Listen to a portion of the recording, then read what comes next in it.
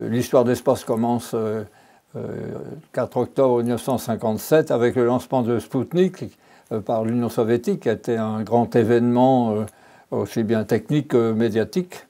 Et tout le monde s'est demandé si un petit pays comme la France pouvait suivre l'exploit soviétique ou celui des Américains, puisque les Américains ont réussi à mettre en orbite un satellite quelques mois après le lancement du Spoutnik. Et tout le monde était absolument convaincu que c'était impossible pour un pays comme la France.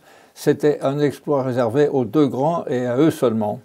Mais il y a eu un événement qui n'était pas un événement spatial, mais qui était un événement très important pour l'histoire de France. C'était le retour du général de Gaulle en mai 58.